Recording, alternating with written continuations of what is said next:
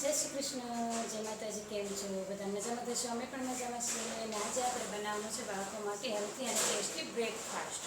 તો ચાલો બનાવવાની શરૂઆત કરી દઈએ. બ્રેકફાસ્ટ બનાવવા માટે મેં અહીંયા એક બાઉલ લઈ લીધું છે. તેમાં આપણે 1 કપ રવો, 1 કપ ચણાનો લોટ, 1 કપ નાના ડુંગળી, 1 લીલું મરચું, 1 નાનું બટેકું ખમણેલું અને 1 કપ પાલકના પાન અને અડધા કપ જેટલા લીલા ધાણા. તેની સાથે 1 કપ દહીં લીધું છે અને 1 ચમચી જેટલું આદું લીધું છે. અડધી ચમચી હળદર, અડધી ચમચી લાલ મરચું પાવડર, સ્વાદ પ્રમાણે મીઠું, ધાણા જીરું પાવડર. આ બધું ઉમેરી સરસ રીતે આપણે મિક્સ કરી લેવાનું છે. તો અત્યારે આપણે જરી કંઈ પાણી ઉમેરવાનું નથી. તો હવે આપણે ચપટી બેકિંગ પાવડર છે તે ઉમેર્યો છે અને 1 ચમચી જેટલું પાણી અત્યારે બેકિંગ પાવડર ઉપર ઉમેર્યું છે. તો આ બધું આપણે સરસ રીતે મિક્સ કરી લેવાનું છે.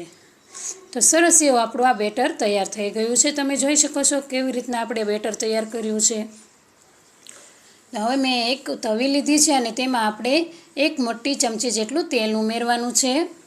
તો તેલ આપણું ગરમ થઈ જાય ને એટલે ચપટી વઘાણી ઉમેરી દેવાની છે અને 1 ચમચી જેટલા આપણે સફેદ તલ ઉમેરવાના છે. જો તમારે તલ ન ઉમેરવા હોય તો તેને તમે સ્કીપ કરી શકો છો. તો આપણે બધું જ બનાવેલું બેટર છે ને તે આપણે ઉમેરી દેવાનું છે. અને એટલો સરસ એવો આ બ્રેકફાસ્ટ બનીને તૈયાર થાય છે ને, તો બાળકોને તમે ટિફિન બોક્સમાં, લંચ બોક્સમાં દેશો ને ખૂબ જ મજા આવશે ખાવાની. બાળકોથી લઈને નાના મોટા બધાને આ બ્રેકફાસ્ટ ખૂબ પસંદ આવે છે.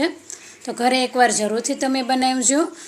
તો ચમચીની મદદથી મેં અહીંયા સરસ રીતે ફેલાવી દીધું છે. તો સરસ રીતે ફેલાવી દઈએ ને ત્યાર પછી આપણે ઢાંકણ ઢાંકી અને થોડી વાર માટે તેને ચડવા દેવાનું છે. તો ગેસ આપણે એકદમ ફૂલ પણ નહીં રાખીએ અને ધીમો પણ નહીં રાખીએ. માપસરનો ગેસ ચાલુ આપણે રહેવા દઈશું અને થોડી વાર પછી આપણે આ ઢાંકણ હટાવીને જોઈશું તો આપણે આ કિનારીઓ છૂટી પડવા લાગી છે. તમે જોઈ શકો છો. તો આપણે 1 ચમચી જેટલું તેલ ઉમેરીશું અને તાવીથાની મદદથી બીજી સાઈડ પણ આપણે પલટાવી દઈશું. બીજી સાઈડ પલટાવી દઈએ ને એટલે ઢાંકણ ઢાંકી ફરીથી થોડી વાર માટે આપણે ચડવા દેવાનું છે. તો આવી રીતના અલટ પલટ કરી ગેસ થોડોક ધીમો રાખી અને સરસ રીતે આપણે ચડવા દેવાનું છે. તો એકદમ ક્રિસ્પી અને મસ્ત આ બ્રેકફાસ્ટ આપણો બનીને તૈયાર થાય છે. તો સરસ રીતે આપણે આ બનીને તૈયાર થઈ ગયો છે આપણો આ બ્રેકફાસ્ટ. તો તેને આપણે એક ડીશમાં કાઢી લઈશું અને ચાકુની મદદથી આપણે 4 ટુકડા કરી લઈશું. તો સોસ અને ચટણી સાથે તમે આને સર્વ કરી શકો છો.